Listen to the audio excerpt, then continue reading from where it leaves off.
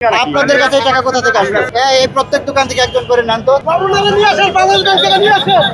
আমরা আপনাদের কাছে পাচ্ছি, আমরা আপনাদের অ্যারেস্ট করব। এইটা বাংলাদেশ ব্যাংকের গভর্নরের দায়। উনি থাকতে কিভাবে সিন্ডিকেট পায় এটা বিচার আপনারা করবেন। আমরা কালে মাইর খাইতে হইব। ফুটপাতে টাকা কিভাবে আসে, কোন চক্রের মাধ্যমে আসে? এইদিকে আরে এদিকে আও। এত কথা বললাম।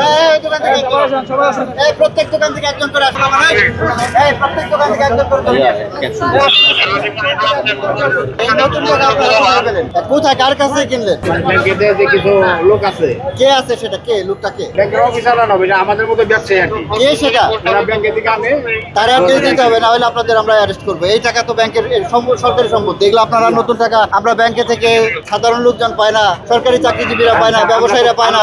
আপনাদের কাছে এই টাকা কোথা থেকে আসবে? স্যার এখানে বসে কিনে রাখে। পূর্ণাঙ্গ তথ্য দিতে হবে, না হলে আপনাদের ধরে নিয়ে যাবো। ওরা নিয়ে আসে, না, তাইলে দেখতে পারবেন যে কারা কে নিয়ে আসে। আমরা তো কখনো দেখি না নিয়ে আসে। এই চক্রের কে? চক্রের মূল হোতাকে বলেন। ব্যাংকেরই বাংলাদেশ ব্যাংকের সামনে ওরা আছে যে না, ওরা কে সেটা? বাংলাদেশ ব্যাংকের সামনে আমাদের মতো দোকান আছে স্যার। বাংলাদেশ ব্যাংকের কোনো স্টাফ? না না, স্টাফ না। তাহলে কে? স্টাফরা আবার ওদের কাছে বিক্রি করে, ওরা আবার ওদের কাছে বিক্রি করে। ও আচ্ছা, কোথায় কোথায় নিছে? বাংলাদেশ ব্যাংকের সামনে আমাদের মতো দোকান আছে। আমরা আপনাদের কাছে পাচ্ছি, আমরা আপনাদের অ্যারেস্ট করবো। আপনারা তথ্য দিবেন যে এই চক্রের মূল হোতাকে। আপনারা একজন লোক দাঁড়ান, দেখেন কোন কোন লোক আছে। আমার দাঁড়ানোর দরকার নাই। আমরা আপনাকে পেয়েছি, আমরা আপনাকে অ্যারেস্ট করবো। এই প্রত্যেক দোকান থেকে একজন করে নেন তো। কয়েকজনকে ধরেন, কয়েকজনকে ধরেন, কয়েকজন প্রত্যেক দোকান থেকে একজন করে নেন। কয়েকজনকে ধরেন।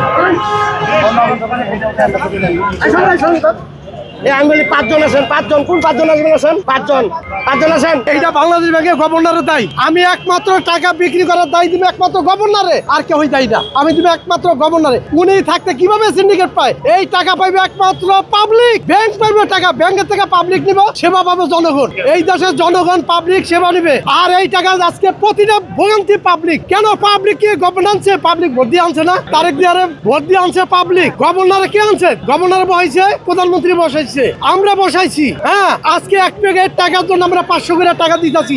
কেন দিব ভাই? এটা বিচার আপনারা করবেন। এই বিচার পাবলিক করতে পারবো না, আমিও করতে পারবো না। আমরা কালে মাইর খাইতে হইব। ব্যাংকে টাকা পাওয়া যায় না, কিন্তু ফুটপাতে টাকা পাওয়া যায়। এটা রহস্য কোথায়? এই রহস্য তো আমাদের উদ্ঘাটন করতে হবে, তাই না? তো কি বলবো ভাই, আপনারা ব্যাংকে যারা কর্মরত আছে তাদের কাছে যান, জিজ্ঞাসা করেন, দেখেন তারা কি বলে। ফুটপাতে টাকা কিভাবে আসে, কোন চক্রের মাধ্যমে আসে? এখানে প্রতি বছরই এক ধরনের একটা সিন্ডিকেট আমরা লক্ষ্য করি। এই যে হাজারে 400 টাকা 500 টাকা যে নিচ্ছে, এটা কি কোনো ধরনের লিগ্যালিটি আছে এখানে?